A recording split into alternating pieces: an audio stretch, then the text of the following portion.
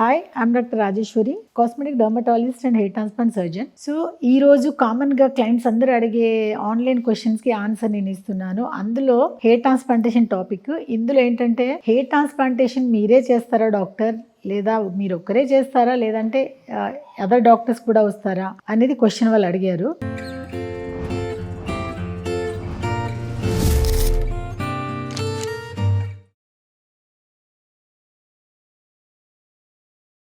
Hair transplantation అనేది ఒక unit of surgery అండి ఇది. ఎందుకంటే నేను ఒక్కదాన్ని చేయలేను. ఎందుకంటే ఇందులో డిఫరెంట్ ప్రాసెస్ ఉంటాయి. ఒకటి ఏంటంటే అనెస్థెటిక్ పార్ట్ ఉంటుంది, అంటే పెయిన్ లేకుండా అనెస్థీషియా ఇవ్వాలి కదా, ఆ పార్ట్ ఉంటుంది. కాబట్టి అది డెఫినెట్గా నేనే చేస్తాను. ద సెకండ్ థింగ్ ఏంటంటే ప్రతి ఈచ్ అండ్ ఎవ్రీ రూట్ని మనము వెనకాల నుంచి ఎక్స్ట్రాక్షన్ తీయాలి, అంటే వెనక భాగం నుంచి తీయాలి. కాబట్టి ఆ ఎక్స్ట్రాక్షన్ తీసిన తర్వాత గ్రాఫ్ట్స్ అన్నీ ఒక చోట ఒక బౌల్లో ఉంచుతాము. ఓ బౌల్లో ఉంచిన తర్వాత గ్రాఫ్ట్స్ అన్నీ సపరేట్ చేయాలి, రూట్స్ అన్నీ సపరేట్ చేయాలి.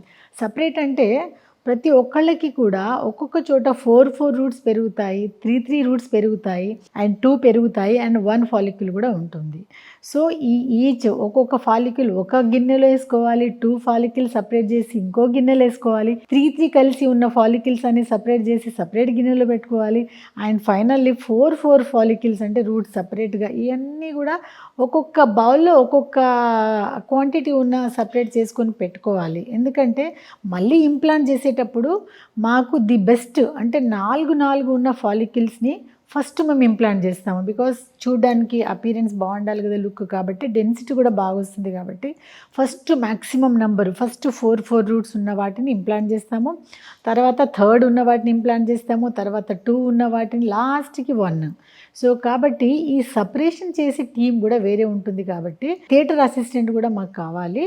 దాంతోపాటు ఇంప్లాంట్ చేసేటప్పుడు కొంచెం బ్లడ్ స్టెయిన్ అయినా కూడా, లేదంటే గ్రాఫ్ట్ పెట్టిన తర్వాత ఇంప్లాంట్ చేసిన తర్వాత అవి వెంటనే మనకి డ్రై అవ్వకూడదు.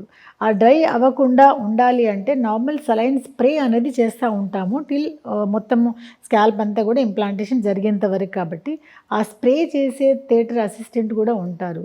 సో ఓవరాల్గా సర్జన్తో పాటు థియేటర్ అసిస్టెంట్స్ ఉంటారు. So all together depends on their grafts, ఎన్ని గ్రాఫ్ట్స్ కావాలో అంతమంది ఉంటాం. కాబట్టి ఇది టీమ్ ఆఫ్ వర్క్. సో అందరు టీం కలిసి చేసే ప్రొసీజర్ ఈ హెయిర్ ట్రాన్స్ప్లాంటేషన్.